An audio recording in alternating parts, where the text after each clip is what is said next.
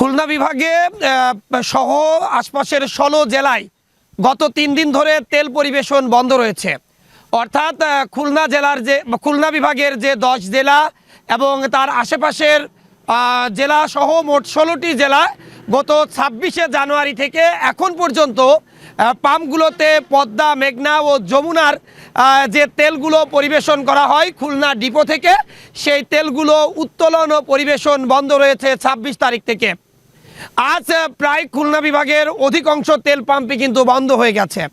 আমরা দুপুরের পর থেকেই খবর পাচ্ছিলাম ঝিনাইদহ জেলার বিভিন্ন তেল পাম্পগুলো বন্ধ হয়ে যাচ্ছে এবং আমাদের কাছে ঠিক সন্ধ্যার ভিতর খবর আসে শৈলকুপা উপজেলার বা ঝিনাইদহ কুষ্টিয়া মহাসড়কের শৈলকুপা উপজেলার মধ্যে আমতলার পাশে বন্যা ফিলিং স্টেশন, গাড়াগঞ্জ চণ্ডীপুর এলাকায় JV filling station, Hannan filling station, Molla filling station সহ শেখপাড়া পর্যন্ত যে কয়টি তেল পাম্প রয়েছে তার অধিকাংশই কিন্তু বন্ধ হয়ে গেছে। তবে কিছু সময় আগে আমাদের কাছে খবর এসেছে যে এই রোডে যতগুলো তেল পাম্প ছিল সবই কিন্তু তেল ফুরিয়ে গেছে। আমরা যদি আপনাদেরকে জানাই যে কেন এই ট্যাঙ্ক লরি শ্রমিক ইউনিয়নের যারা গাড়ি চালাতেন তারা অবরোধ করেছেন কেন, সেই তথ্য যদি আপনাদেরকে আমরা একটু জানাই।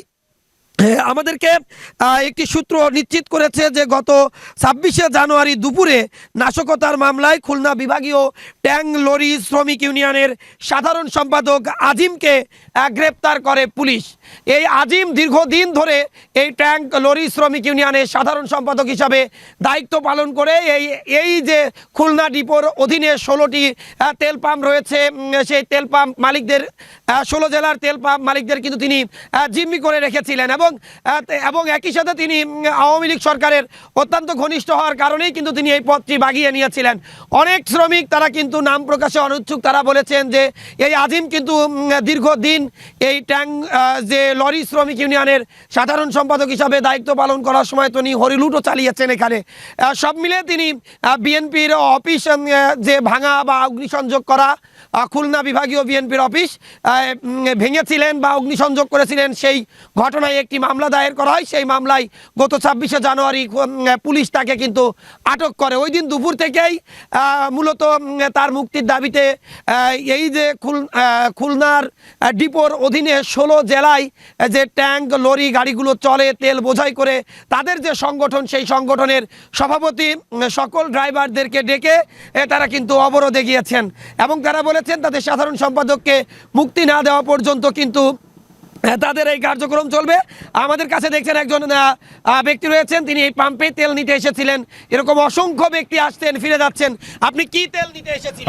পেট্রোল নিতে আসছিলাম। পেট্রোল এসে পাচ্ছি না, গাড়ি বন্ধ হয়ে গেছে, বাড়ি যেতে পারছিস না। কি কি অসুবিধা হচ্ছে এখন? চাষির নিতে পারতেছ না, মেশিন চালাতে পারতেছ না, গাড়ি আলাদা দিতে পারতেছ না, সব সমস্যায় সব মিলেই খুব কষ্টকর আছে। কি চাচ্ছেন? চাচ্ছে এর মুক্তি চাই, আমরা এটাই সমাধান চাই। তিনি আসলে বলছিলেন যে একই সাথে দেখছেন যে ঠিক এই পাশে একটি বাস এইমাত্র এসেছেন, এই গাড়িটিও কিন্তু হয়তো তেল নেওয়ার জন্য এসেছিলেন, কিন্তু তেল পরিবেশনটি আসলে বন্ধ রয়েছে। আমি যেটি বলছিলাম যে তেল পরিবেশন কিন্তু বন্ধ রয়েছে, বাসটি কিন্তু আসলে ফিরে যাবেন। আমরা সেদিকে, আপনি কোথা থেকে এসেছিলেন? আমি যে গাড়ির লোক ভাই। গাড়ির লোক, তেল নিতে এসেছিলেন? তেল নিতে আসছে ভাই। তেল তো বন্ধ, জানেন না? তেল বন্ধ, আমরা তো তেল তো না নিলে আমরা গাড়ি চালাবো কিভাবে? এখন আমরা তো চেষ্টা করছি নেওয়ার জন্য, এখন না বলে কি করবো বলেন? আপনাদের গাড়ি কোথা থেকে কোথায় চলে? আমাদের গাড়ি ঝিনাইদহ থেকে চুয়াডাঙ্গা চলে। এই কোন জায়গা থেকে আসলেন তেল নিতে? আমরা রিজার্ভ গেছিলাম। আমি একটু যে এই গাড়ির যে ড্রাইভার রয়েছে তার সাথে যদি একটু কথা বলতে চাই। আপনার নাম কি ভাইয়া? আমার নাম মোহাম্মদ আব্বাস আলী। এই যে গাড়ি কোন রোডে চলে? এটা চুয়াডাঙ্গা মাগুরা চলে। চুয়াডাঙ্গা মাগুরা? জি। তেল নিতে কি এখন তাহলে ঝিনাইদহ থেকে এখানে এসেছেন? জি। কিন্তু এখানেও তো তেল নেই। এখন তেল নিয়ে খালি গাড়ি ঘুরে যেতে হবে। তেল কেন নেই কি জেনেছেন আপনারা? আমরা কিছুটা জানতে পারছি, আমাদের খুলনা ফেডারেশনের এক নেতাকে আটকায় দিচ্ছে, যার কারণে খুলনার ডিপোর দিকে তেল দিচ্ছে না এবং তেল লোড করতেও পারছে না, যার কারণে এখন গাড়ি সব আটকা রয়েছে, এই জন্য তেল দিচ্ছে না। আসলে যাকে আটক করা হয়েছে তিনি কিন্তু দীর্ঘদিন ধরে আওয়ামী লীগ সরকারের দোসর হিসাবে কাজ করেছে এবং অনেক পাম্প মালিক আমাদেরকে বলেছে অলরেডি যে তাদেরকে জিম্মি করেও রেখেছিলেন তিনি। তিনি বেশ কিছু মামলায় সুনির্দিষ্ট প্রমাণের ভিত্তিতে আটক হয়েছে। তারপরেও এই আন্দোলনকে যুক্তিযুক্ত মনে করছেন কিনা আপনারা? না, এখন যদি সে আওয়ামী লীগের আমলে যদি দুর্নীতি করে থাকে বা দুর্নীতি নেতা হয়ে থাকে তাহলে তার শাস্তি হওয়া উচিত। কিন্তু এখন খুলনা ফেডারেশনে আমার যে পার্শ্ববর্তী নেতারা আছে ওনারা তো বলছে উনি একজন ভালো মানুষ বলে তাকে ধরে নিয়ে যাওয়া হয়েছে। এই জন্য আর কি আমাদের এই হরতালটা চলছে আর কি, এই টিরাকালাদের। আসলে তিনি বলছিলেন শ্রমিক ফেডারেশনের নেতা তিনি আজিম, সেই হিসাবে আসছিলেন। একই সাথে অনেকগুলো মোটরসাইকেল চালকরাও কিন্তু তেল নেওয়ার জন্য এসেছে। এবং রাস্তার অবস্থা যদি বলি, যে রাস্তায় যে পরিস্থিতি সেটাও কিন্তু আস্তে আস্তে রাস্তার যে দিকটা সেটিও মানুষ কিন্তু কমছে আস্তে আস্তে, রাস্তায় পরিবহন কমছে। সব মিলে বলা যায় যে মানুষের যে একটি নাজেহাল অবস্থা, সেই নাজেহাল অবস্থার মধ্যে পড়েছে।